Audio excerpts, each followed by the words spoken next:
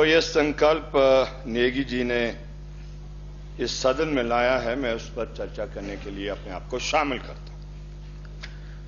मैं समझता हूं जो एसेंस इस संकल्प का है वो ये है कि विद द चेंजिंग टाइम्स ये जो डेमोक्रेसी का कंसेप्ट है ये कैसे स्ट्रेंथन किया जाए and what the role of an elected member of this house should be। आप भी जानते हैं, पूरा सदन जानता है, डेमोक्रेसी बहुत पुरानी नहीं है। ये जो मॉडर्न डेमोक्रेसी आई ये फ्रेंच रेवोल्यूशन के साथ, उस स्लोगन के साथ जो लिबर्टी, इक्वालिटी, फ्रेटर्निटी के साथ आई, और समय जैसे जैसे आगे बढ़ता रहा वो जो टाइम एंड स्पेस के साथ उसकी भूमिका बदलती रही। हमारे मुल्क में क्या प्रॉब्लम आ गई जो आज हमें रोल ऑफ द एमएलए के ऊपर जब हम चर्चा करते हैं वो क्यों बाधा आ रही है। एक्चुअली ये मानसिकता की बाधा है।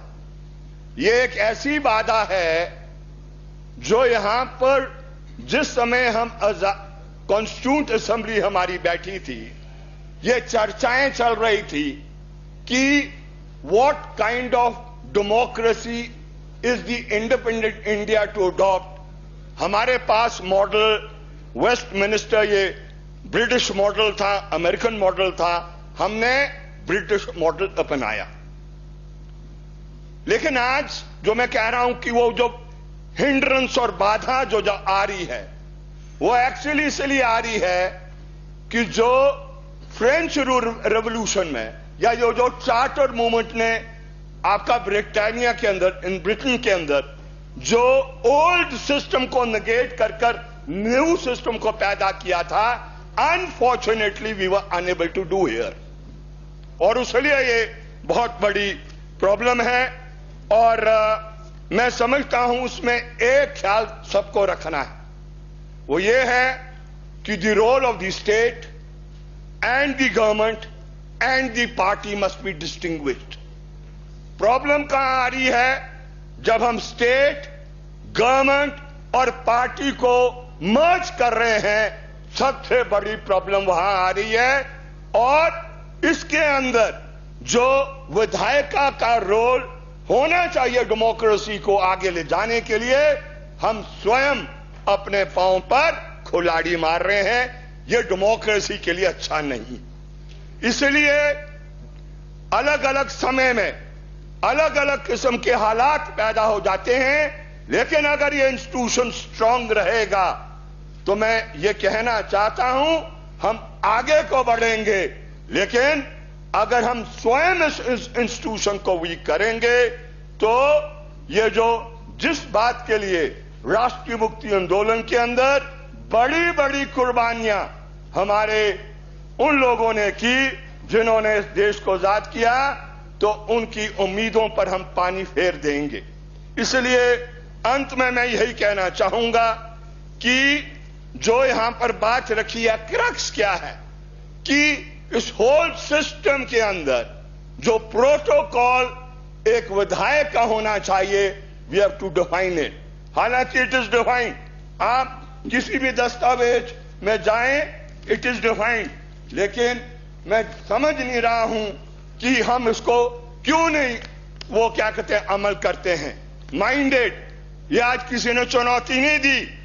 जिस फंड जो डिसेंट्रलाइज्ड फंड है, it is not the discretionary grant of the deputy commissioner. मैं क्लियर बता दूं, यह संविधान से आया है और संविधान में वो किसी ने आज उसको चुनौती नहीं दी होगी, लेकिन the deputy commissioner he can not use that fund as a personal fund which today it is being used. वो आप नहीं कर सकते हैं। और आप इस हद तक चले गए हैं कि वही नहीं जो कॉन्स्टिट्यूशनल ऑब्लिगेशन है कि जो शेड्यूल्ड कास्ट कंपोनेंट प्लान के अंदर आप कैसे फंड देंगे, उसमें भी मैं कभी इमेजिन नहीं कर सकता था। माननीय सदस्य, बाइंड अप करिए आप।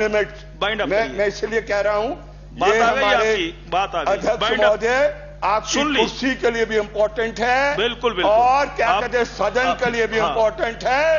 डेमोक्रेसी स्ट्रेंथन होगी तो ये क्या कहते हम आगे बढ़ेंगे। अगर हम इसको खुद स्वयं कमजोर करने लग जाएंगे, I am just referring to the last document जो संविधान के तहत हुआ है, और इस दस्तावेज में बहुत क्लियर बताया है कि it is a guideline to all कि भाई जो भी स्कीम होगी उसके मॉनिटरिंग के लिए जो एमपी है, जो विधायक है, he is to play a very important role.